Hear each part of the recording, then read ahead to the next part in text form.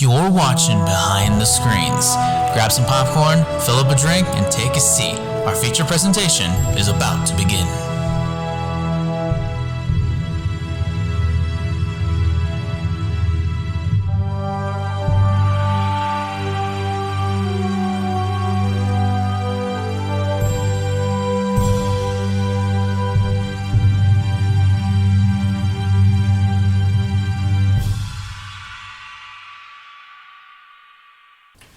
Good morning, good afternoon, good evening, whatever time zone you may be listening. Welcome back to another brand new episode of Behind the Screens. I'm Chris Chason, and joined as always is my co-host and best friend, Mike Lickowit. Mike, how you doing tonight, my friend? I'm doing very well today, Chris, and I'm very excited to be back on this episode of Behind the Screens, returning to the world of Marvel once again. Yep, the MCU has gotten off to a bit of a rocky start, don't you think? Indeed, after starting with a very stellar, honestly one of the greatest superhero movies of all time, in my opinion, Iron Man, we had some good entries here and there with... Good? Are you crazy? I still think Incredible Hulk and Iron Man 2 were flawed, disappointing, but they were still good at the end of the day. Okay, Incredible Hulk I get, but Iron Man 2, yeah, I have my issues with that one. Yes, definitely. But I have a feeling we're into good territory again, but not by much. No, because it would seem that once we get to the back half of the first phase of films, the quality did start to improve ever so slightly, but it wouldn't be until the end of the first phase when the turbulence would be kicked into high gear. And the turnaround for this cinematic universe would arguably start with 2011's film Thor, starring Chris Hemsworth, Natalie Portman, Tom Hiddleston,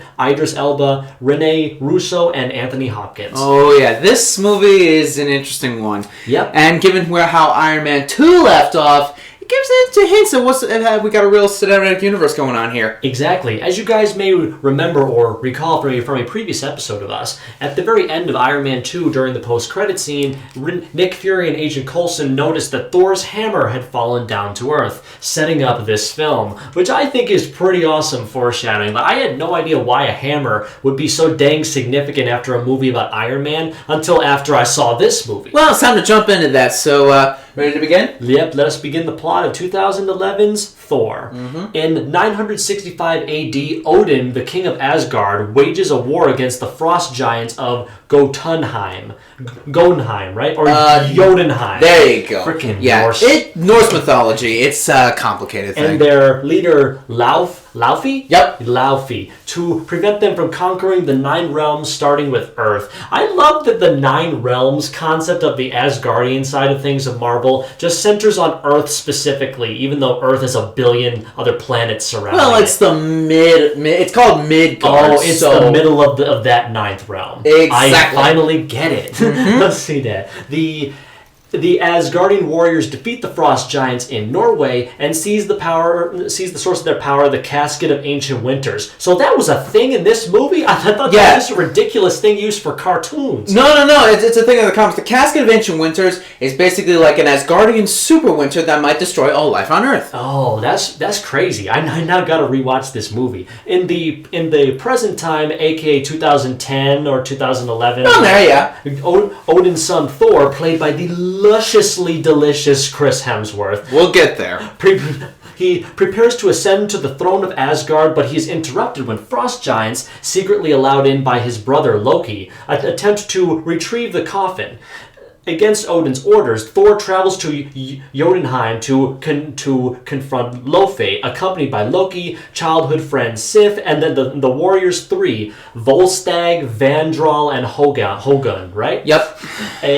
A battle ensues until Odin intervenes to save the Asgardians, destroying the fragile truce between the two races. For Thor's arrogance, Odin strips his son of his godly powers and exiles him down to Earth as a mortal, accompanied only by his hammer, Mjolnir, now protected by an enchantment that allows only the worthy to wield it. I never wanted anything so bad in my life. You have no idea. Do you know what getting a toy copy of Mjolnir signed by Stan Lee costs? More than our lives. Let me tell you that much. God, that must be a lot of money. I mean, okay, but in all honesty, folks, if you were to go on eBay to try to find a toy of Mjolnir signed by Stan the Man himself, pretty penny, almost $1,000. It's really crazy. Boy. Thor lands in New Mexico, where astrophysicist Dr. Jane Fonda, played by the cool Natalie Portman, we'll get there, and her assistant Darcy Lewis Thank God for her, honestly. Oh, yeah. And mentor Dr. Eric Selvig. Yep, Eric Selvig. Eric Selvig find him. The local populace finds Mjolnir, which S.H.I.E.L.D. agent Phil Coulson soon commandeers before forcibly acquiring Foster's data about the wormhole that delivered Thor to Earth. Thor, having discovered Mjolnir's nearby location, seeks to retrieve it from the facility that S.H.I.E.L.D. has constructed around it, but he finds himself unable to lift it, and he is captured.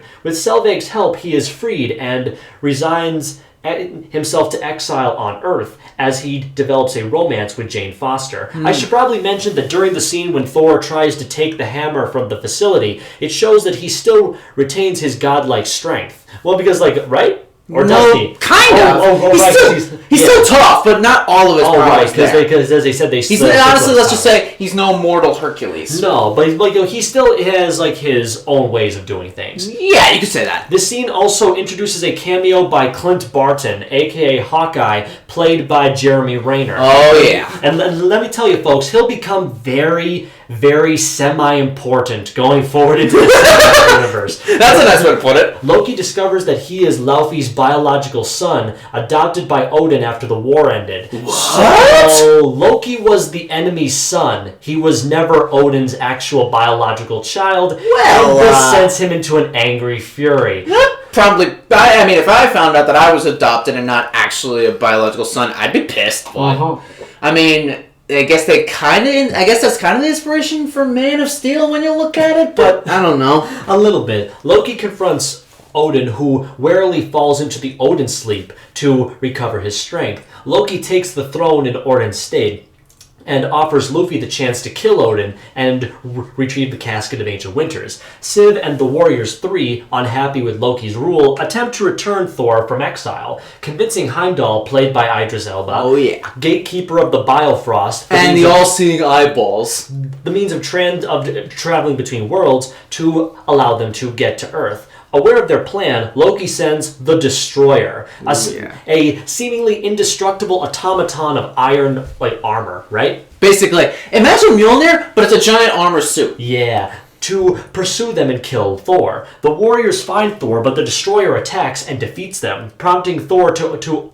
offer himself instead. Struck by the Destroyer and near death, Thor proves himself worthy by his sacrifice to once again wield Mjolnir. The hammer returns to him, restoring his powers and enabling him to defeat the Destroyer. Kissing Jane Foster goodbye and vowing to one day return, he leaves with his fellow Asgardians to confront Loki on Asgard.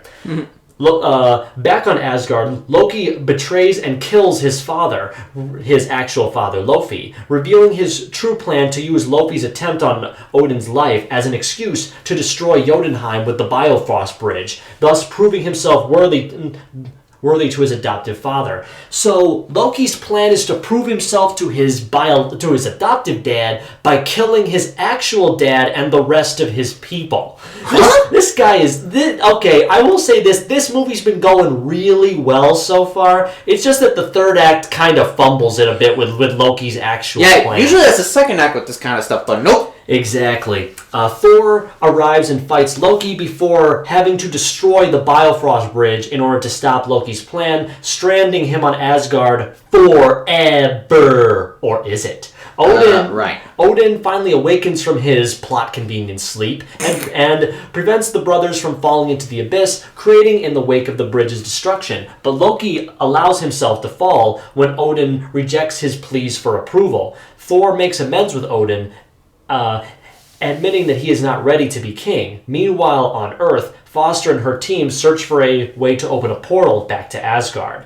Then we cut to the film's post-credit scene where Dr. Eric Selvig is taken to a S.H.I.E.L.D. facility where Nick Fury opens a briefcase and asks him to study a mysterious cube-shaped object known as the Tesseract, which Fury says may hold untold power. However, as they do this, an invisible Loki prompts Selvig to agree, and he does so. Another setup plot point, huh? It really does seem like that small cube will be a big thing in a future story. But nah, that never happened. Yeah, come on, like that wouldn't happen. Anyway, but basically, in all honesty, Thor 2011 is really good. It's okay. Yeah. Okay. I did forget to mention that this is once again a film produced by Kevin Feige, because this is basically his giant universe. Yeah, the MCU is Kevin Feige's baby. Let's just go with that. Yep. The film was directed by Mr. Kenneth Branagh. Kenneth Branagh. I've seen plenty of his movies, for good and for bad. I've never seen any of his Shakespeare adaptations, though. Yeah, like isn't he like a Shakespearean actor? I'm pretty sure that he was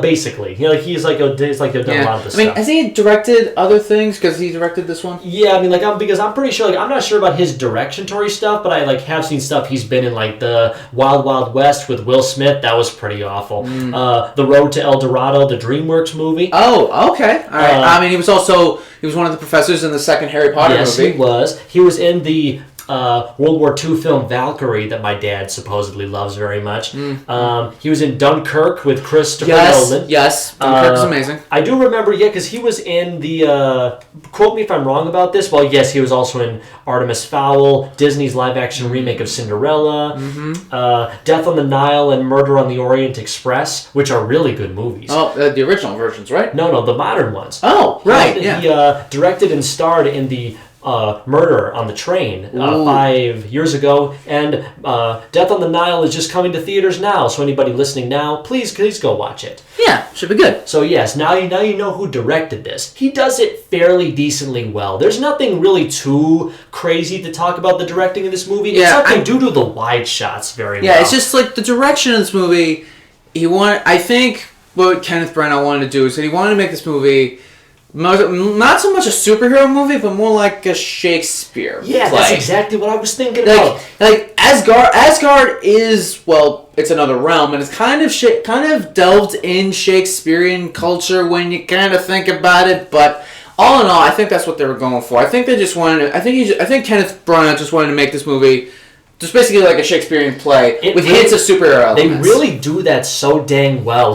Let me tell you that much. The look of Asgard has always been very mixed for me. Really? On one hand, it looks absolutely beautiful. The problem is Thor is maybe one of the least interesting of the 6 main Avengers or the 5 main Avengers. You know what I'm saying? Is sadly you're right, and that carries mainly over into the first 2 Avengers movies, but when it comes to like other stuff he's in, like the first Avengers movies I get, but when it comes to like Infinity War, Endgame, and Thor Ragnarok, that's where he really shines. He takes so much of the time in those dang movies, and I like him. I just don't like the stuff that's happening with him. You know, it's like basically the plots he's going on are fine enough, but especially it all starts off with this movie. The technology is really used well, especially for 2011. Yeah, this movie's like 10, 11 years old now? Exactly. It's still, some of the VFX are still really good, like the way the Frost Giants look. I'm basically looking at what influenced the look of the White Walkers from Game of Thrones. Indeed, yes. The movie was made on a $150 million budget, only making back $449 at the box office. Not bad profit. Meaning that they turned nearly a profit of 3 times their budget back.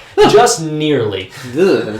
It's still not bad. Yep. And believe it or not, I got a lot of history here that you probably didn't know, and I honestly didn't know until gathering these notes. Yeah, get comfortable, because this is a doozy. Believe it or not, Sam Raimi first developed the concept of a Thor film way back in 1991. Wait. What? Yeah, so Sam Raimi wanted to make a Thor movie 20 years before this one, but clearly that didn't work out. Oh my goodness. But soon he abandoned the project for several years. During this time, the rights were picked up by many other studios until Marvel signed somebody else to develop the project in 2006 and planned to finance it through Paramount. Matthew Vaughn was assigned to direct the film for 2010. However, after Vaughn was released from his holding deal in 2008. As we know, Kenneth Branagh was approached and the film's release was pushed to 2011. The characters were cast and everything was filmed. And then there was also, the film was converted to 3D in post-production as well. Huh? Yeah, because apparently they shot a bunch of the scene, they reworked it. Wait, are you talking about those old movie commercial TV shows you see, TV commercials you see where you see Experience in an IMAX 3D or something? Yeah, something like that. Yeah, sorry.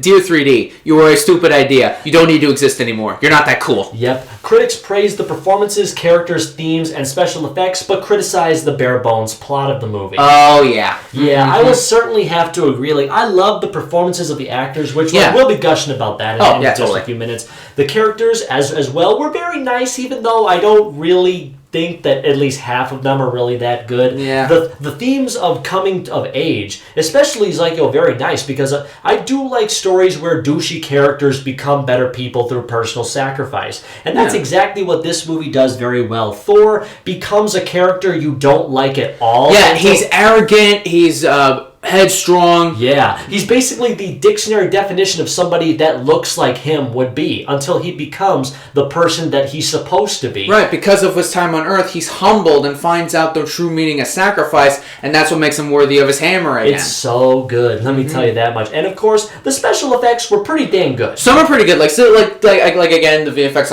on the Giants are good, but the lightning that Thor summons from his hammer, it's so awesome to watch. And especially that one scene in the beginning of the movie in Jotunheim where he's fighting the frost giants and he slams the ground with Mjolnir, causes this giant wave of ice to crack up. It's amazing. It was fantastic. And then of course we'll be talking about the plot of this movie is very bare bones. Thing happened, consequence happens, thing happens, consequence happens. It's like run of the mill. Yeah, if I'm being honest. And of course Odin going into the Odin sleep so that he's away from the plot and doesn't have to deal with the consequences. I mean, they try to make it look like he died, but he didn't. Nah, he's perfectly fine. Yeah. Now, of course, let's go to the characters of this. Now, the center stage, Chris Hemsworth as Thor. I did not see anything about Chris. I never seen anything of Chris Hemsworth before this, so when I saw him as Thor, my first exposure to him as Thor was in the first Avengers movie. I looked at him and I'm like, kind of looks exactly like him. But I'm like, where's the helmet? And then I saw the helmet in this movie, I'm like, I can see why he ditched it, because the helmet looks stupid in live action. Seriously. Is it bad that I always like Thor with his helmet? No, it's fine, because other incarnations, like the comics and even some Marvel cartoons, he has the helmet on, and it looks fine there. Yeah. It's just this movie, it looks so stupid. I know, like the weird thing about it is, like, I know, like, I loved the Avengers Earth's Mightiest Heroes cartoon, loved seeing him with the helmet there, but then I think back to Marvel's Superhero Squad. Oh. Like, I love seeing him with the helmet on in that show, basically because everybody was the same size in that show. The Superhero Squad show was weird. Why was that a thing again? For toddlers, man. It's about as weird as DC Super Friend toys. You have to sell baby toys. Okay, so basically, the director and Kevin Feige chose Chris Hemsworth after a back-and-forth process in which the 25-year-old actor was actually first dropped from consideration, but then given a second chance on a whim. So basically, Chris Hemsworth was this close to not being Thor. But it happened, and it kind of brought over to one of his cast members, if I'm being honest. Yep. Hemsworth stated that he gained 20 pounds for the role by eating non-stop for supposedly weeks. Like, that is so funny. It's muscle and not fat? Well, because he ate and ate, then like worked it off to like build up the muscle. Oh, there it is. There it is. That's the last part I missed. Which is so funny considering what happens to Thor like 8 years later. We'll get there. We'll get there. Basically, he said, it wasn't until Thor that I started lifting weights. It was all pretty new to me. Basically, he's saying that he had never exercised much before this movie, and I'm thinking that was probably the best choice he ever made. Oh, yeah, totally. Regarding his take on the character, Hemsworth said, "We just kept trying to humanize it all and keep it very real. Look at all the research about the comic books that we could, but also bring it back to who is this guy as a person, and what's his relationship with people in the individual scenes.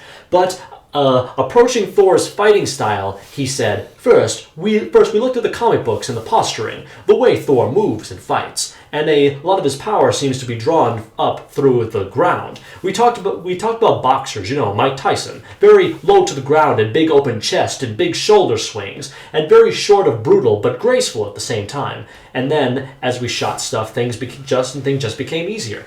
Because I really like how open he was when like talking about all these things. He seemed to be very excited about playing this role. because when an actor talks about that much about a role, they really want to get into it. I know, and let me tell you, I adore Thor in this movie so dang much. Like, I know he was a bit douchey at the start, but that was all that was all part of his character. Character arc, people. And of course, it was a bit annoying, like him acting entitled all the time. I am Thor, son of Odin of Asgard. Shakespeare, welcome to Earth. You need to stop. Shut up, stop talking. But some of the humor that Thor pulls off in this movie is also kind of funny, but some of it is a bit cringe nowadays. It is. But the one joke that sticks out for me is when he's in the coffee shop. He likes the coffee, and then he's like, another! And he throws the mug in his shadow. So I'm like, that's so funny. That is great. But the cringe part, when he walks into that pet store and demands a horse, I'm like, dude, really? What? That's great. Give me your finest steed. What? It's like, you mean him?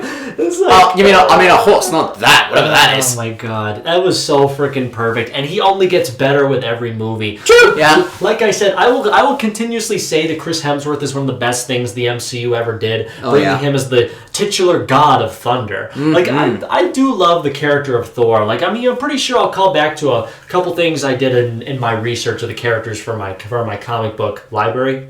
But one thing that I really did like about Thor, like taken from the mouth of Stan Lee during an interview many years ago, is that one of Stan's favorite stories with Thor was when he came down on a college campus during the days back decades ago when people were dropping out of school because they wanted to fight the system, because they didn't like how America was. And Thor, instead of yelling at them and being all godly and powerful, he sat them down and talked to why that's not a good idea. You can't fight something that's bad by quitting. You have to fight through the hard times even though you could get hurt. And of course, like, he talks about how he sometimes never wants to fight the battles that he has to. He knows that there's so many ways to end a fight with brute strength, but sometimes you have to take at it a different way. That sounds more like a Captain America thing more than I think about it. Of course, I could be exaggerating. I didn't read the actual comic he was talking but about. To be fair, Thor giving inspiration to that's rare to see, but it's cool. It's so cool. So I definitely have to give Chris Hemsworth a thumbs up. Absolutely. Now let's go to Natalie Portman as Jane Foster. Before this movie, Natalie Portman's acting career has been interesting. Mixed at best. Mixed at best because Star Wars prequels. Yeah, because as much as I think the prequels are a decent trilogy of films, especially the ending is really good. Like everything before that was, again, mixed at best. It was really fun to make fun of her acting in those movies, especially. I mean, mind you, the first film she was extremely young. I really wasn't. I wasn't expecting her to win an Oscar or anything. No, of course not. But it's great to see that she is part of the Star Wars canon. That if all else fails, if we don't want to watch Black Swan for the upteenth time, we could always go back and watch her in those. Yeah, but thankfully Natalie Portman has really seen a resurgence, especially after her time in the MCU. Yes, because she's gotten good, and I think did she win Oscars yet, or I was actually something here. I know she won an Oscar for Black Swan. Surprisingly, let me take a look, for which she has received multiple accolades, including an Academy Award. So yeah, she has won an Academy Award. Okay, so that's at least good, right? She's also won 2 Golden Globes. Very nice. Okay, yeah. Sometimes people like to think Golden Globes are a better achievement than Oscars. I kind of lean towards that way too, because the Golden Globes feature categories that the Oscars wouldn't even think of putting in there. Yep, she is Jane Foster is a scientist and Thor's love interest. Marvel Studios stated in an announcement that the character was updated from the comic's initial portrayal for the feature adaptation. When asked why she took the role, Portman said, "I just thought that it sounded like a weird idea because Kenneth Branagh directing it, so I was just like, Kenneth Branagh doing Thor is super weird, I've got to do it." Seriously? She only did it because it would be the weirdest thing she'd ever agreed to. What? That's not even thinking about it. You're saying Kenneth Branagh is weirder than George Lucas? Whoa. Yeah, that's a bold claim right there, because this girl's gonna remember, this was 6 years after her forced acting on telling Hayden Christensen that he was breaking her heart. God, yeah. I guess considering the fact she's going to be working with Chris Hemsworth, it's the best to step up. Ish. Portman stated that she really wanted to do a big effects movie that emphasized on character, and getting to do it with Brennan was a new way of approaching it. unlike Star Wars. I can see that. She wanted to work on a film where she could have a good relationship with the director instead of one who was, not doing the best work with her. Which, of course, I can't argue with that. Believe it or not, folks, you guys don't know this, so it'll be a very big surprise when I relay my rating at the end of this. But until we get to such films as Star Wars with Natalie Portman starring in it, I can kind of see Thor on point with films like Revenge of the Sith, honestly. What? Oh, yeah, I know why. But. Regarding her preparation for the role, Portman remarked, "I signed on to do it before there was even a script." And Ken, who's amazing, who is so incredible, was like, "You can really help create this character. I got to read all these biographies about women scientists who actually discovered the DNA double helix." Basically, she said that she wanted to model her character around so many strong, intelligent women of science. And I think that's bold. I like that. But so basically, she wanted Jane Foster to be the character, be a women scientist who was brilliant, but she never got credit for any of her discoveries, that they were always taken away before she could publish them. Of course. And it really does credit to this movie with S.H.I.E.L.D. stealing her research. Yeah, what the heck, guys? Oh I know you wanna fight threats in the universe, but I don't think that's how you do it. You just always asked for consent. Wait. This is the government. When have they ever asked before they've taken anything? Fair point. The struggles they had and the way that they thought, I was like, what a great opportunity in a very big movie that is going to be seen by a lot of people to have a woman as a scientist. I can't believe this is 2011 and having a woman scientist was a big thing 10 years ago. Which is absolutely crazy. Yep. She was a very serious scientist, but because in the comics she was a nurse, and now they made her a astrophysicist. Yeah, that's very true, because Jane Foster was kind of the bare bones of what a woman supporting character should be back then. Yeah, just nurse in comics. In the Avengers vs. Mightiest Heroes cartoon, she was an EMT, which is better, a step up, but it's nothing on par with an astrophysicist or anything like that. It doesn't give them a role model of, I just have to be in a cute dress in movies. No, she was not one of those characters. Nope. Let me tell you that much. So I enjoyed Jane enough, even though I basically knew that. I found it so funny that a woman of science, someone who is so dedicated to her work, fell apart as soon as she saw that guy come on, land back on. Well, if I saw someone that looked like Chris Hemsworth, I'd drop everything and marvel at him. I'm like, whoa. I found it so funny. That's why I miss her in the movies so much. Hey, we have another Thor movie on the way, and she's coming back. I know, which is so good. I'm so happy about it. So even though Natalie Portman may not be the greatest actress in the world, she certainly does not deserve some of the bigger criticism she had. She has developed as a person and as a portrayer of characters. Yeah. And we should see her as such. So as such, I will give her the thumbs up for that. Now let's get to possibly one of the greatest characters of the entirety of the MCU film series, Tom Hiddleston as Loki. Yeah, this is where it stopped. This is where the whole not-so-great villain aspect of the other movies flops, because Loki is amazing. I know. Because, not to mention the fact, he is not only the main villain of this movie, he was in the first Avengers movie, was a part of the other Thor movies, and not to mention the fact, he's got his own show now. Technically considered as basically a 3-hour movie, or maybe a 4-hour movie. Whatever, but still. Yeah, but basically, Tom Hiddleston is Loki. I would never have imagined a villain could be this fun in live action comic book movies. Plus, not to mention the fact, Tom Hiddleston was originally going to be Thor. Which is, that's the thing. They almost gave the role to him, but they immediately, as I said, on a chance, gave it back to Chris, and history was made as such. Yeah, but Tom Hiddleston plays Loki expertly. Initially, they said to play Thor, but the director decided his talent would be better used as the villain of the film, which is honestly really nice, because he looks much more like a villain instead of a hero. And honestly, Tom Hiddleston looks more like Loki with the right makeup on and everything, like the outfit, the horns, even the hair. It looks just like the comics. Basically, Tom Hiddleston said that the character of Loki was a comic version of a villain from a Shakespeare play, but nastier. I guess that makes sense. Hiddleston had to keep a strict diet before the start of the filming because the director wanted Loki to have a lean and hungry look. Very thin and very pasty. So, okay. Basically to look like Cassius in the play Julius Caesar. Oh, that makes sense. Physically, he can't be posing as Thor. Tom Hiddleston looked at Peter O'Toole for inspiration. God rest his soul. I'm pretty sure that he was still alive when this film aired in the theaters. Yeah, he didn't pass away till 2013. All right. Explaining, interestingly enough, the director said to look at Peter O'Toole in two specific movies, The Lion in Winter and Lawrence of Arabia. What's interesting about his performance as King Henry is you see how damaged he is. There's a rawness to his performance. It's almost as if he's living with a layer of skin peeled away. He's grandiose and teary, and in a moment but turns hilarious and then terrifying. Which actually works so well for Loki. Sometimes you'll love him to death, and the next thing you know, he's destroying buildings. And you want to flip him off. Exactly. It's a very different... What we wanted was that emotional volatile.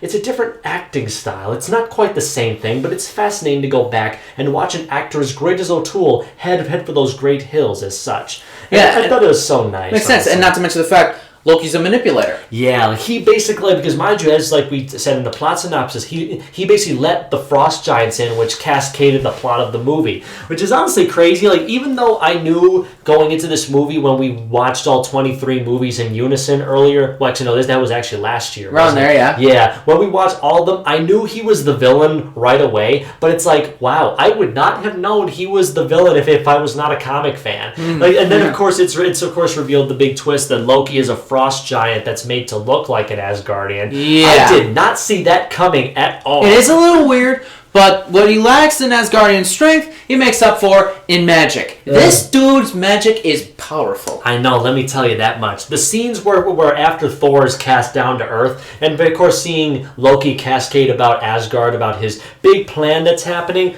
one thing that I do want to talk up on in like a future thing, but we're only going to drop a hint about it now. When Loki goes to get the weapons from the Asgardian vault, the Infinity Gauntlet is seen in the background. Yeah, which makes you question, how the heck did Odin get that? Yeah, it's so funny that one of the most powerful artifacts shown on the 20th anniversary of its creation is seen. I mean, I'm pretty sure it was built in 1991, actually. Yeah, but I mean, to be fair though, like it's just a golden glove. What power has got it got? Oh, wait a minute. You have a very good point. We'll talk about that many months from now. Yeah. But then, of course, we see the scene when he goes to confront Odin and his mother, Thor's mother too. She was a very nice lady. Oh, yeah. About his birth. I love Tom Hiddleston's rage in that scene about being lied to since childbirth. I know about that, and it's so teary because you know his mother loves him very much like her own son, but he's so angry he doesn't care at all, and he's willing to burn down the whole world just to get his revenge. And I know it's very cliche and very over the top, but there's something, and I know it does get a bit grating at times, as Shakespeare usually does. Yep. But I'd have to say there's something really enjoyable about watching Tom Hiddleston work as Loki. Stuff we'll talk about a lot in the future projects, especially with showing how angry he is at Thor for always being better, angry at his parents for lying to him, killing his birth father. I'm thinking this movie takes risks. Not many risks, but they take risks. Yeah, give it a few months. So, 2 thumbs up for Tom Hiddleston as Loki. Of course. Amazingly all the way. Now let me just see who else we need to cover. We have Stellan Skarsgård as Eric Selvig. Now, this guy is fine. Let me tell you that much. I've never been a big fan of the Skarsgård family. I've seen a lot of their works in many different movies, whether it be him or like his kids, especially with the It movies. Oh, yeah. I'm pretty sure I've seen him in a lot of stuff. Like, of course, was he in Cinderella? Yes, he was. I already said that. He was in the Pirates of the Caribbean movies. Oh, that's right, yeah. He was in the Exorcist movies. He was he was Bill Turner's father. That's right. That's right. He was in Good Will Hunting. He was in The Hunt for Red October. So many movies. Yeah. I could go on and on about this guy. Yeah. Basically, a scientist doing research in New Mexico who encounters Thor. Skarsgård stated that he was not initially familiar with the comic book version of Thor. As to why he took the role, he remarked, "I chose Thor because of the director. The script was nice and we got to rehearse and talk to the writers and do some collaborating in the process to make it fit us. So I had a very happy time on it. What I always try to do is immediately do something that I just haven't done so I get variation in my life. I've made about 90 films, and if I did the same thing over and over again, I would be super bored by now." I tried to pick different films. I go and do those big ones, and having done that, I can usually afford to go and do some really small, obscure films and experiment a little. This film was not small, let me tell you that much. But at the same time, Thor was still obscure. Yeah, I mean, like, mind you, according to The comic, not the myth, but whatever. Yeah, you basically heard this. He only did it to get some variety in his life. And I'm sure a lot of actors would do that, right? Yeah, the guy basically plays a side character to Jane Foster. Yeah, he's not really all that interesting in the grand scheme of things. He's only going to show up a little bit in the future films, like maybe 2 or 3 more times. Around there, yeah. If I'd have to guess, he's very much fine enough. But if you want to see him at his best, go watch him in his other movies.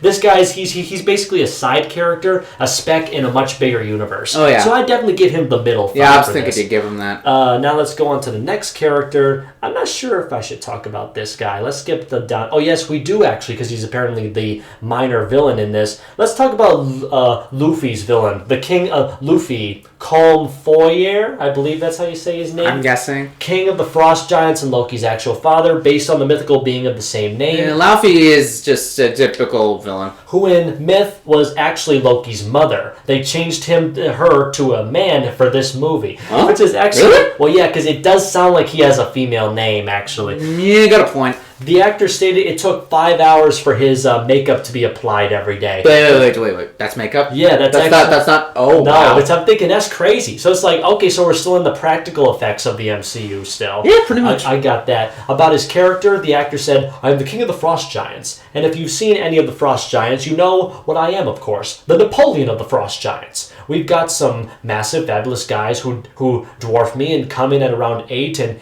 8.5 feet, 9 feet. But no, can't you tell by the commanding presence? I'm the boss." The guy took his role very seriously. Yeah, when you said Napoleon the Frost Giants, I'm thinking to myself, so he's the shortest out of all of them. Yikes. That is because, mind you, that's actually true considering his actual stature. All of his kids are giant except for Loki. That's actually really funny, I think.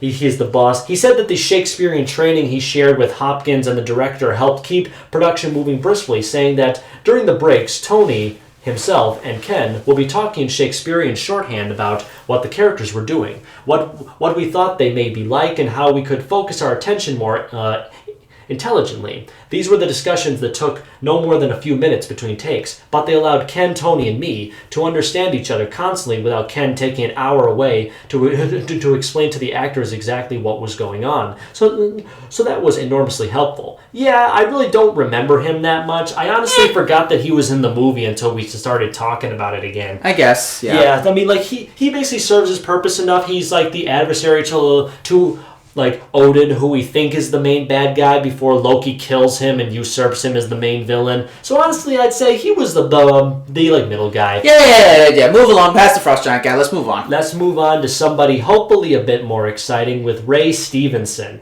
Now, this is going to be very interesting. Who plays Volstagg of the Warriors 3. Yeah. He's a member of the Warriors 3 Adventurers, who are among Thor's best friend, known for his heartly appetite. Isn't he the fat one? Yes, Volstagg is the fat one with the beard. I love he honestly, he's just basically Gimli from Lord of the Rings. Yep. Ray Stevenson worked with Kenneth Branagh in the 1998 film The Theory of Flight, and with Marvel Studios on the second Punisher movie. Yeah, that's right. He played the Punisher in the second Punisher movie. He was Frank Castle. Yeah. Oh, dear God. He was Frank Castle in 2008.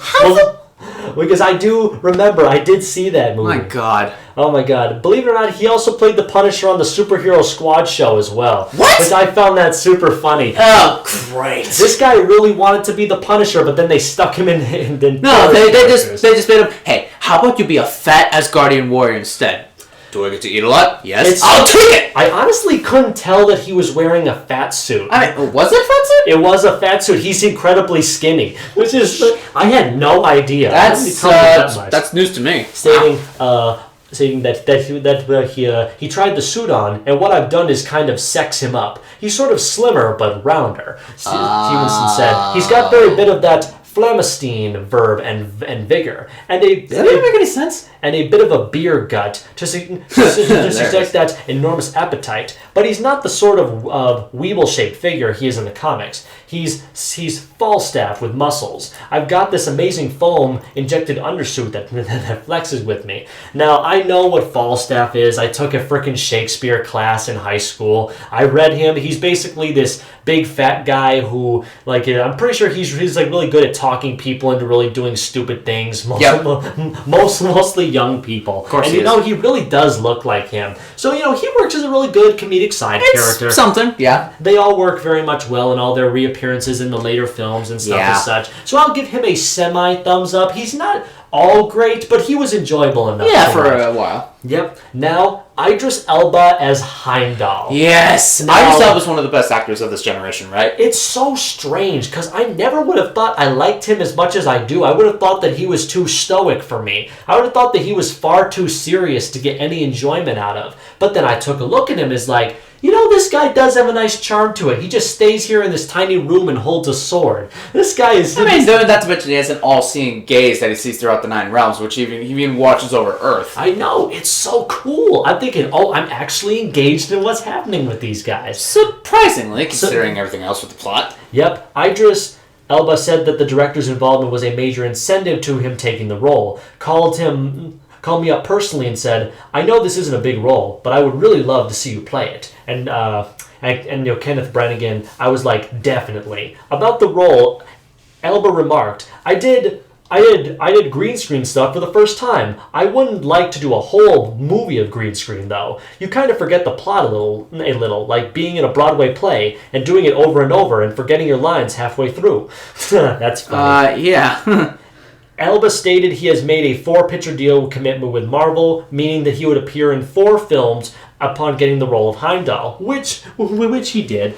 However, Elba's casting promoted a boycott of the Council of Conservative Citizens and a debate amongst comic book fans, some insisting it was wrong to cast a black guy as a Nordic god. Really? They actually tried to boycott the movie because they casted a black guy in a white guy's role. Yeah, no. Even like a frickin' Elba came out of the woodwork and said, that's ridiculous. Yes, it's ridiculous. And it's absolutely true. It's so strange looking at these kind of situations 10 years from now where nobody would have boycotted that today. I know. What is people? It shows you that people know how to change their minds. And of course, you want to know what I'm going to be honest. I'm going to make this statement right here to the holy microphone of the Behind the Screen show. What I'm going to do is, if Heimdall had been white, he would have been one of the worst characters in this damn movie. Really? I'm saying like him being of a different ethnicity brought him out and made him stand out amongst this crowd of bland-ass saltine cracker characters. Let me tell you that much. He was noticeable for me right from the very beginning.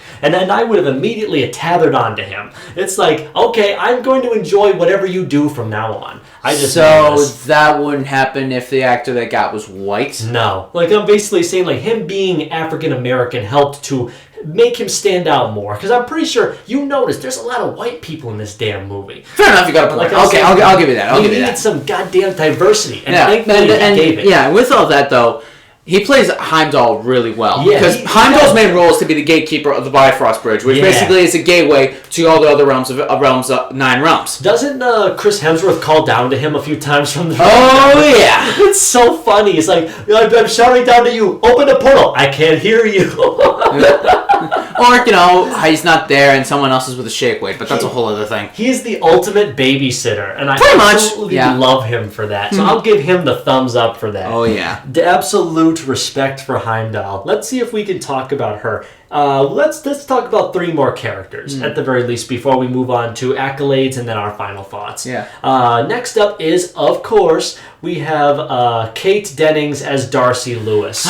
Darcy is best girl, let's be honest. Now, I'm going to be completely honest with you. Like, when we started watching these films last year, like, before WandaVision happened, like me, I'm pretty sure that we started rewatching the movies before WandaVision aired last year. Yeah, that's right. And I first learned of Darcy because, like, mind you, because I never saw the Thor movies other than Ragnarok before we started watching from start to finish. Same here. And when I saw Darcy for the first time, I was not fond of her at all. Like, I thought this, like, oh god, this big-nosed, big-eyed looking girl just sitting there, just telling all these bad jokes and just taking all the screen time. Some jokes did land for me, but others I'm with Mike. And just taking away all the screen time from the people we care about. But She does grow on you, and it's very weird hearing that from me, because usually when I'm annoyed by something, it usually sticks forever. Oh, yeah.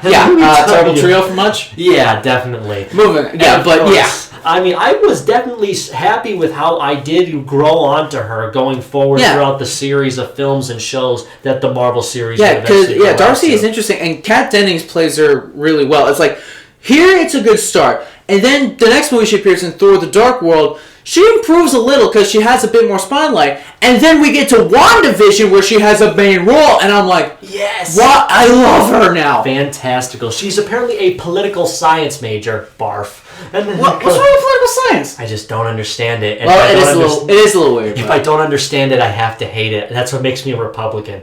Ooh, that's a little much. Dennings described her character as Foster's little helper gnome. That's fantastic. Well, consider the fact Kat Dennings is short. She does look like a gnome. It's funny. Whoa. Dennings stated that her role was expanded during the rehearsal period. She explained that she's kind of like a cute, clueless little puppy or maybe a hamster. Aww. That was I get that. That wasn't much on page for the role to begin with, and then I didn't even see a script before I took the job, so I really didn't know who Darcy was at first. But she was really evolved. She's so much fun now. Even she's very Scooby-Doo, if that makes sense. Well, considering the fact she kind of looks like Velma, she makes sense. She does look like Velma. Oh my god! But look, Kat Dennings is an interesting actress. Like, I haven't seen much of her. The only stuff I've seen her was in shows, like, of course, the MCU, but I've also seen her in the show Two Broke Girls. God, which, like it's an alright show. That show, but she also appeared in this show. She also was in the show on Hulu called Dollface, where she plays this woman that recently got dumped and wants to basically be a strong, go on the journey of being a strong, independent woman. And she plays it there fine. And here, well, considering the fact she's in a superhero movie besides with big actors, and not to mention a lot of eye candy, it's kind of hard. She's kind of like in the background and really doesn't get like step up to the plate. And you'd be very surprised because when you take off those glasses and take the turtleneck off, just look at that. Yeah, I know. She is very good looking outside of the Darcy costume. Yeah, but still, she's the cute nerd, which makes sense for some girls out there want that. She's always 3 steps behind and reacting to what's happening with these great expressions. She gets things wrong and doesn't care. And it really is true because she's never right in this day. Fair though, she's a political science major assisting an astrophysicist. No, I know. And trust me, we're gonna have a lot more fun stories to talk about her as we go through the phase of the films. Yeah. But let me tell you, she has a very decent start in here. She's a very slow burn, but it does get to the good place. Yeah, but I can thank her for this. I can thank her for introducing Thor to coffee. Oh my god, yeah, that was fantastic. I absolutely love it when we introduce godly people in movies to just normal human things. It's not like the fish out of water comedy. It works, but other times it's just cringe. Yeah, it's kind of cringe, but you know what? It does fill out the time we need. This is actually one of the shortest films of the MCU. Yeah, it clocks in like a little over 2 hours. No, it's actually an hour 45. Really? That's short? I'm pretty sure. Let me just double check. Yep, hour 45 minutes. Oh my god! Wow. Yeah, because I'm pretty sure the films of Phase 1 were definitely the shortest going out. Yeah, some were short. Like some had the normal 2 hour length, but then of course later movies had to go almost 2.5 hours to 3 hours. Looking at you, Endgame. We don't need that. We don't have time for this. Unless necessary, but whatever. So I'll definitely give Darcy for this movie only the middle thumbs up for not fully being there. Yeah, but we'll eventually push the thumb all the way up and get closer. We will eventually push it up there. Renee Russo as Frigga, Thor and Loki's mother. She is an interesting motherly figure because, well, considering the fact she's wife to Odin, and also, well, she's a witch. She knows the magic. Yeah, she was raised by witches, and she oversaw Loki's magic powers manifesting. So yeah. Yep, she was so gosh darn nice in this. Like she seemed like the perfect mother to have, the perfect woman to keep her husband in check. Because with these gods, they really don't follow any rules. Oh yeah! So it's always good to have a wife around. And thank God it's Norse and not Greek, because we don't want Frigga bouncing around with other men. If you catch my drift. Yeah, especially since we'll be getting the Greek gods in future Marvel movies. Because remember, guys, take it from us who've read a lot of Marvel stuff. Every religion is right in the Marvel universe. Sadly, Ultimately, yes. Which I'm thinking that's absolutely the best thing ever. Just have everybody be right and nobody's angry. Yeah, there you go. I'm sure. Does DC have it that way too? I'm pretty sure. I think they do because DC also delves into both Greek and Norse mythology and has every religion exists. So I guess makes sense. And technically Egyptian mythology too. You're right, but we'll get there. The only thing it says about Renee Russo is that stated in 2011 she was signed on for possible sequels. Although she stated that who knows how many I'll do. She said that she would be in one movie at least, possibly a sequel, but then she probably wouldn't keep going on after that. But she would do a few more things. Let me tell you that. But she plays Frigga fine because she's a caring mother for both Thor and Loki, and not to mention the fact is always by Odin's side. And considering Odin's temper, oh boy, he needs it. Yep, I have seen her in many films. I've seen her in Lethal Weapon 3 and 4. Oh, no. I mean, I saw her... Was she in Nightcrawler? I've always wanted to see that, but I've never got it going on. And just to be fair, though, that Nightcrawler, it's not the X-Men character. It's something completely different. She was in The Intern with Robert De Niro and Anne Hathaway. Oh, yeah, I remember. That was good. Wait, wasn't Seth Rogen also in that movie? I think so, but I've never remember reading seen somewhere it. that he was in there. No, I don't think he is. But of course I have seen her in other things such as the Rocky and Bullwinkle movie from 2000. Now that was hilarious. Let me tell you, it's one of the best so bad it's good movies of all time, in my opinion. I bought a brand new vacuum sealed VHS copy of that movie just to watch it. It's that good. So I'd say definitely she was a perfectly fine side character. She didn't really offer much except to move the plot forward. Well, because that's how side characters are sometimes. Yep. So I'll definitely give her the middle thumbs up. I'll probably give her another one going in any future films once we get to the Thor sequels. Mm-hmm. And last major one before we go on the fast mode is Anthony Hopkins as Odin. Perfect! He was absolutely perfect. I had never imagined that because I love Anthony Hopkins. Just seems to be the kind of actor who even as he ages gives 102% to every project he's in. He's a veteran, and not to mention the fact he actually participates in Britain's Shakespearean company. Yeah. He is a Shakespearean company actor. He knows this kind of stuff. This is his turf, so he knows what he's doing. Not to mention the fact that one improvised line, like where he banishes Thor, he actually literally yelled at Tom Hiddleston. That was a legit, and Tom Hiddleston actually felt scared and threatened by that. That's exactly right. That's why I love Anthony Hopkins so much. It's so bad because I bought a copy of the movie Virtuoso from the Lionsgate studio with him in it. Virtuoso, which one is that again? I think it's about like him hunting down a serial killer, or maybe he is the serial killer. Oh. Again, because he was in Silence of the Lambs like 30 years ago. Oh, yeah. Not to mention the fact, I think we might have mentioned this before, Lionsgate's pretty much the shovelware of movie studios. Yeah. Sorry, that's just the truth. Most of them, unless you buy the movies from Studio A24, they make good. Yeah, A24 is owned by Lionsgate, right? Yeah. Yeah, A24 is the real stick out. Everything else is the bad stuff. It's just you might just want to push that off to the side and put it in the backlog, deep backlog. Except for Hunger Games, John Wick, La La Land, and a couple others. Yeah, of course. There are the few diamonds in the rough, but most of the time you might want to get rid of the other 95%. 180 going back to Odin, based on the mythical deity of the same name. Hopkins stated he knew nothing about the comic of Thor. This was just another job for him. About the film, he said, it's a superhero movie, but with a bit of Shakespeare thrown in it. I'm very interested in that relationship between fathers and sons. My father's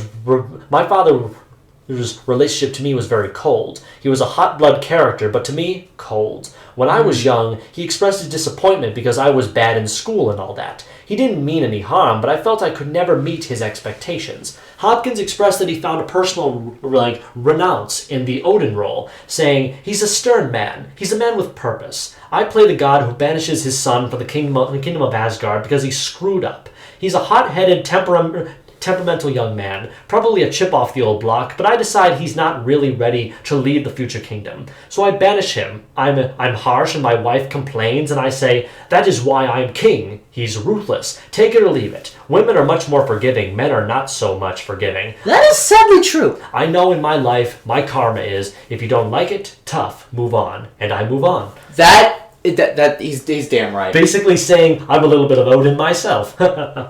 Well, that explains the perfect casting, because he plays Odin really well. Like, there are times where he becomes the tough king, the hardcore father, that whole thing.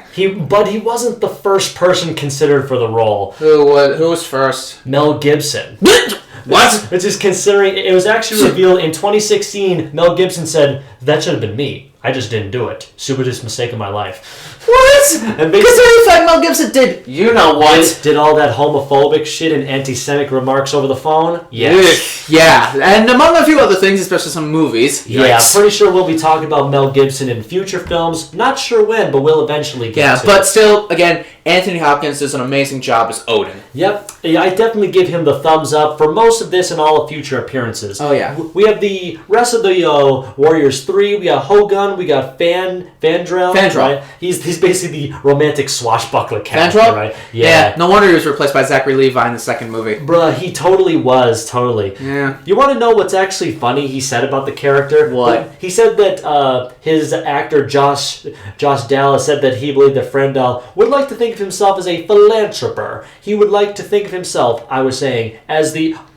R. Kelly of Asgard. What? Oh, Why R. Kelly? That didn't age No, well. it did not! Basically, it's like the guy who thinks that he owns everything so he can touch everything. Yeah, You know? And that's take that what you will. Probably take that out of there. They're basically saying that the character of Errol Flynn was an inspiration. I have heard of the character basically much that he's the hero of the Adventures of Robin Hood. Probably. Okay, I I guess. actually, no, he was an actor. He was an actor from the early 20th century. Of course. I get you right there. So those guys were really fun, especially Jamie Alexander as Sif. Yeah, Sif is just no nonsense. An awesome woman warrior. Yep, it said that the part required hours a day in the gym, though training is not unfamiliar to her, saying that she was one of the few girls in her Texas high school on the wrestling team. There was a girls' wrestling team at our high school in Texas? Well, yeah, decades ago. Okay, she I was get the that. only girl on I and get it that. shows. She got the body of a female wrestler. Yeah, because she's tough. And she was very tough with that. She's a very talented, skilled warrior and can stand on her own against any villain. About her relationship to Thor, though, she said that she is very loyal to Thor and cares about him, about protecting him. She cares about him as much as she cares about her home. So that's very nice. Yeah, and It's no, very it's like honest. she's one of those. She's a woman that cares about a man, not romantically though. No, just a no. good friend. Yeah, very good female friend. Yeah, because Which is- they mentioned Thor and Sif have been friends since childhood. Yeah, because which I they do know like each that. other really well. It's so very frustrating when you see all these kinds of stories where the men and female friends as children always get together as adults. It's not realistic at all, and it really just. I needs to mean, stop doing sometimes that. it is, but it's rare. Yeah. Then of course we have Phil Coulson coming back. Greg Clark does a great job. Yeah, totally. This movie is basically his time to shine as Nick Fury. He's basically the Nick Fury of this That movie. is true, yeah, and he does his best.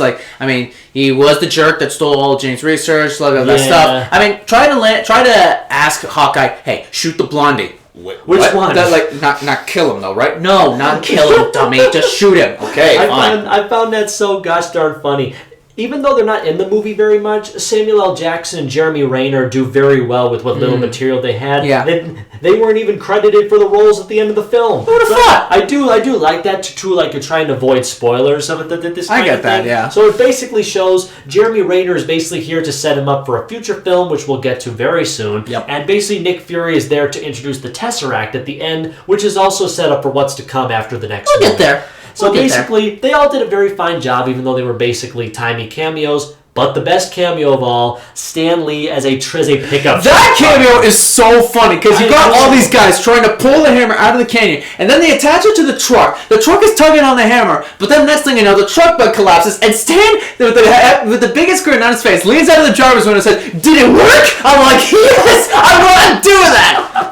That cameo was so funny. And a very real. I mean, like I say, this movie's really good. Despite a lot dragging it down, there's a lot of standout moments. Oh, yeah. Oh my goodness. Let me just go over some of the awards and achievements that this film Sure did. wasn't much. Way going back in the day, the film was nominated for many awards, but only won a handful of them. Receiving a nomination at the Chris Hemsworth was nominated for a Teen Choice Award. Of course he was. The film was nominated for several Scream Awards for horror films, but of course didn't win any. Of course it didn't. Probably for all the scary horror elements. The film and Chris Hemsworth were nominated for People's Choice Awards, but didn't win any. Oh, damn. The film was nominated for 2 Visual Effects Societies, but didn't win any. Oh, great. Believe it or not, Tom Hiddleston actually won an Empire Award for this movie. What's the Empire Award? I don't think I'm familiar with that one. The Empire Awards is an annual British award ceremony honoring cinematic achievements. Oh, of course it is. So basically, it's like British Golden Globes. Yeah, pretty much. All right. Basically won that. The movie also won an Empire Award for Best Sci-Fi Fantasy Film. Really? Yeah. Oh, okay. Thor was nominated for an MTV Movie Award. Of course. And of course, last but not least, the film and all of its actors were nominated for several Saturn Awards, but only Alexander Brin won one for Best Costume Design. Oh, really? Yeah, so this film Makes actually sense. won a Saturn Costume Award. I guess it makes sense. Yep. So basically, all in all, Thor's a very interesting. What kind of genre is this film again? It's a very interesting superhero movie, which actually plays like a Shakespearean play, just with lightning instead of melodramaticism. Yeah, I guess.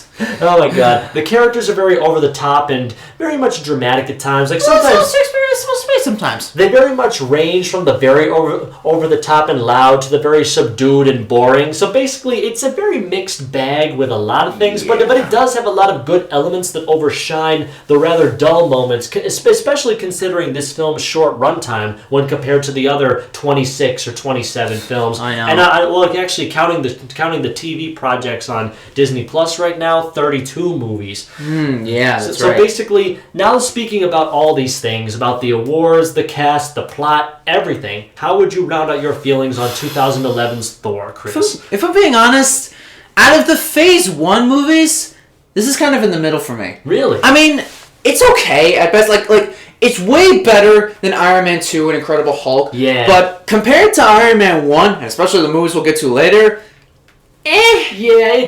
I mean, there are parts of it that are really, really good. Like we said, the actors are really good at their roles. Some of the dialogue is a bit Shakespeare heavy, but that's the point. Exactly. So Kenneth Branagh wanted to make a Shakespearean superhero movie, And it focused on that, and that's fine. It's one part fish out of water comedy in the second act, and one part superhero movie in the final third act, and like we both thought, the third act kind of muddles the experience, if I'm being honest. Especially since a bunch of the elements there would, of course, be much bigger in later movies. Yeah, and not to mention the fact that some of the stuff is retcon. Yeah, we'll pretty get much. there. We'll get there. This is one of the main flaws of the MCU, where movies directed by different people have different explanations for some stuff. It's so weird too because everybody criticizes the DC cinematic universe for having continuity flaws and stuff and stuff being Marvel was the progenitor. But see, nobody ever calls out the MCU anymore. What's wrong with you people? Yeah, see, you can't have a biased opinion. If you guys call out the Snyder films for having continuity films for the more recent stories, you have to call out Kenneth Branagh destroying the Biofrost in the first movie. Yeah, but all in all, I still think the first Thor movie, it's a decent watch, but I mean, it's short, so you can breeze through it no problem. But I remember listening to this review podcast on Avengers Infinity War, a future movie, and one of the guys mentioned that he cannot watch Thor 1 anymore because he has to tilt his head to look at it, and I'm like, what am I looking at here? Because there's a lot of tilted angles, but I can still sit through this fine because, as of now, at the time of this recording, I've only seen the movie once. I wouldn't mind watching it again, but like my thoughts with Suicide Squad 2016, I would wait a bit before watching it again. But unlike that movie, that mess, this one is more cohesive. It's alright. It has its decent actors, and it's got a decent story that's a bit run-of-the-mill. But hey, what movie doesn't? So overall, with that said, in terms of rating it, I'd have to give the first Thor movie from 2011...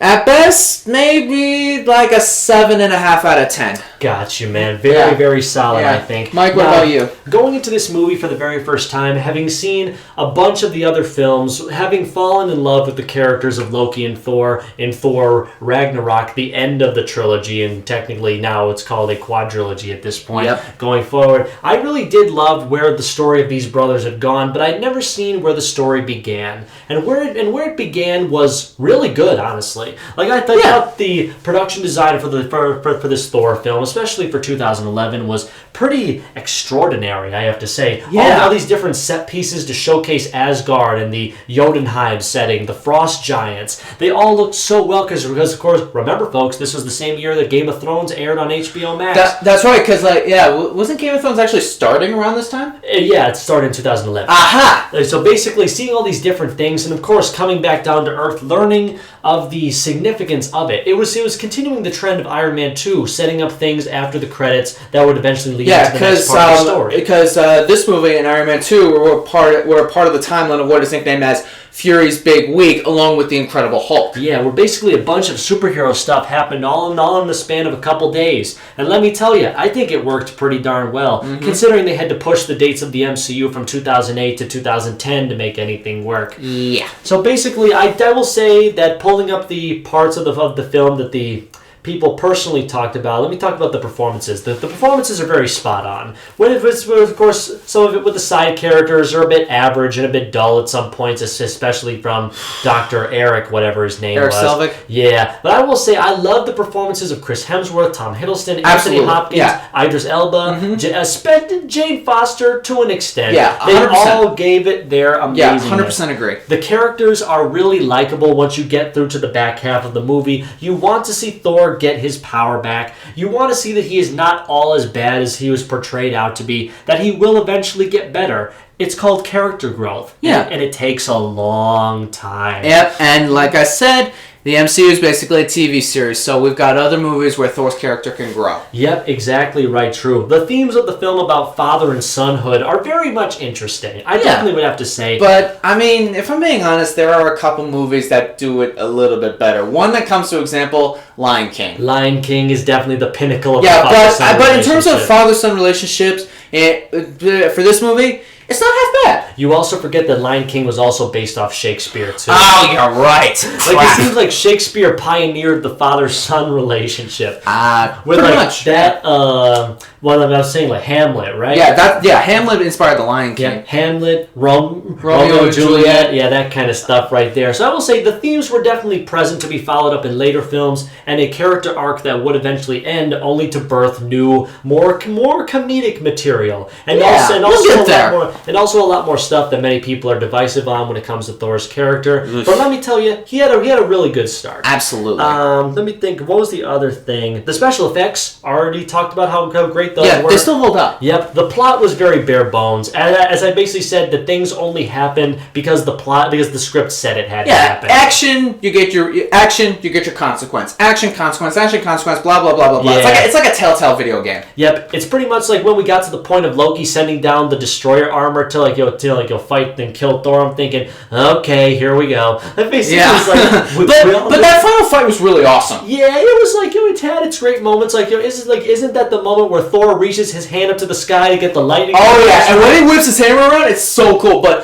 the final battle between Thor and Loki on the Bifrost Bridge, like you could see the sibling emotion and tension be there. Yep. It's there. But it just happens because the movie said it's supposed to happen. Yep. So that kind of muddles it a little. I will also give one more fact before I give my rating on this and then to end our final thoughts on the movie. Stan Lee said that he wanted Thor to be like one of the many examples of Marvel characters being way more scientific than DC's characters. He never quite understood how Superman can fly when he just has his fist ahead of him when he jumps into the air. That made no sense to him. So what he did was he wanted to give the readers a logical reason why Thor could fly. Oh, yeah, because Thor doesn't really fly in the traditional way, as it will. Because nope, what he does is whips his hammer around, and you take the rest. Yep, he whips his hammer around, connects it to his wrist, lets go, and it soars through the air. Basically, his hammer is dragging him. Which I thought was so great. It's kind of clever, too, when you think about it. Exactly. You make it seem like something that could actually happen. Yeah, we also got to give him the fact here that's a hammer. The way Superman could fly, He's an alien. He can just do that. Shut up. I know. So all in all, having all heard about all these great things, the fourth film of the Marvel Cinematic Universe 2011's Thor, for me, receives a C+ letter ranking. That's not bad for you, man. And also, I just want to establish this. Mjolnir is one of the greatest comic book weapons of all time, and I want to have a replica in my hands right now. One day, my friend, one day. Yeah, but at least the MCU is sort of back on track after what happened with Iron Man 2, whatever that was. It seems like all cinematic universes have a very rocky start before they find their ground. Oh, yeah. You just have to give them enough time. Yeah, so, I mean, at least the MCU really picks up now, because the next Phase 1 film we'll be looking at in a little while will be Captain America, the First Avenger. I cannot wait to talk about that, but the next time on movies, we'll have to go back to the X-Men's Fox saga. Oh, we're going to that movie? Can't we skip it? We can't skip Why? it. We can't skip. We didn't skip Suicide Squad. We didn't skip Iron Man 2. We can't skip this one. Fine. Next X-Men movie is going to be X-Men Origins Wolverine. I've got stuff to say about that one. Yeah, and I have stuff to say too that aren't as bad, but then again, we'll eventually get there. However, stay tuned for our next big video where we'll be going on to our second television series now that we've finished Batman the Animated Series, where of course we'll be taking a look at the 2013 animated series Ruby from Rooster Teeth Productions. Oh yeah, that'll be fun. But that's all for tonight. This has been Behind the Screens. I'm Chris. I'm Mike. We hope you guys have a nice night. Thank you for listening and take care. Peace, everybody.